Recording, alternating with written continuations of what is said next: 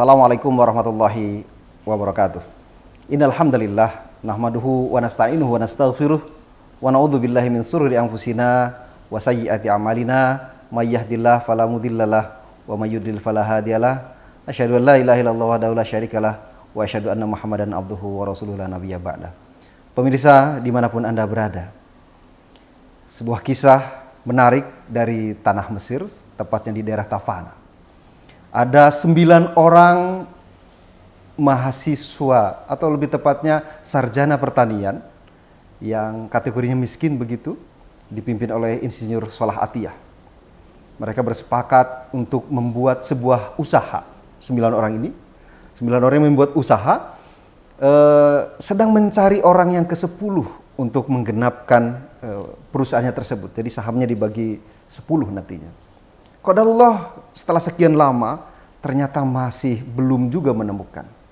Akhirnya Insinyur Salah Atiyah kemudian berkata kepada teman-temannya, sudah rekan-rekan sekalian, yang ke-10 itu adalah Allah.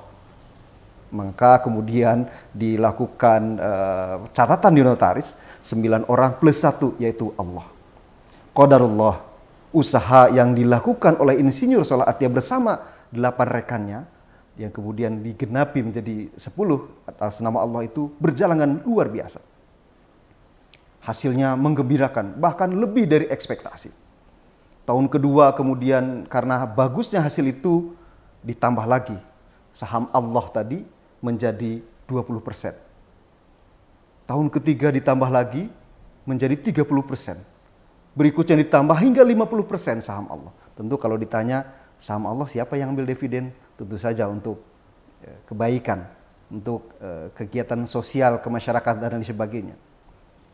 Bertahun berlalu, kegiatan usaha Insinyur Salah Atiyah terus berkembang dengan baik. Mendirikan Baitul Mal, mendirikan sekolah SD, SMP, SMA, bahkan kemudian perguruan tinggi. Meski awalnya Insinyur Salah Atiyah dan teman-teman belum dapat izin. Kenapa? Karena tidak ada akses langsung kepada desa tersebut yang masih sangat terpencil. Tapi dengan gigihnya Insinyur Salah Atiyah kemudian berhasil mendirikan atau membangun jalur kereta sehingga muncullah universitas pertama di sebuah daerah yang sangat terpencil. Masya Allah. Bapak Ibu pemirsa yang dirahmati oleh Allah Subhanahu wa taala. Dan pada kemudian waktu kita mengetahui bahwa akhirnya 100% saham perusahaan itu diserahkan kepada Allah. Lalu apa yang diperoleh oleh Insinyur Salah Atiyah dan teman-temannya? Iya, kemudian mereka menjadi pegawainya Allah. Atau dalam Islam kita mengenalnya sebagai nazir wakaf. Karena 100% sahamnya sudah diserahkan kepada Allah, maka Insinyur Salah Atiyah tetap memperoleh pendapatan tetapi sebagai pegawainya Allah alias sebagai nazir wakaf. Hadirin yang dirahmati Allah, sebuah kisah yang indah, sebuah cerita yang luar biasa. Ya. Insinyur Atiyah betul-betul mengamalkan perintah Allah, lan tanalul birra hatta tunfiqu mimma tuhibbun. Al-Imran 92. Tidak akan pernah mencapai kebaikan hatta tunfiqu, sehingga menginfakkan, sehingga kamu sekalian menginfakkan mimma tuhibbun, dari apa yang dicintai, dari apa yang disenangi, dari apa yang disukai. Insinyur Salah Atiyah sudah membuktikan itu. Insinyur Salah Atiyah ingat betul hadis Rasulullah sallallahu alaihi wasallam yang sangat terkenal, idza mata ibnu adam in qata'a amaluhu illa min thalathin. Shadaqatin jariyatin au ilmin yuntafa'u bih au waladin sholihin yad'ulah. Shadaqatin jariyatin, jumhur ulama sepakat bahwa sedekah jariah, sedekah yang terus mengalir itu adalah wakaf. Hadirin yang dirahmati Allah, praktik wakaf sudah banyak dilakukan di negeri ini. Di Persyarikatan Muhammadiyah khususnya, beribu lahan wakaf dengan ratusan hektar, bahkan mungkin ribuan hektar lahan wakaf. Alhamdulillah, ini merupakan sebuah kebiasaan baik di Persyarikatan Muhammadiyah, sebuah keunggulan yang ada di warga Muhammadiyah, di mana berderma menjadi sebuah kebiasaan. Kalau kita bercermin tadi kisah temporer dari Insinyur Salah Atiyah, mari kemudian kita lebih melihat lagi wakaf menjadi sebuah instrumen ekonomi.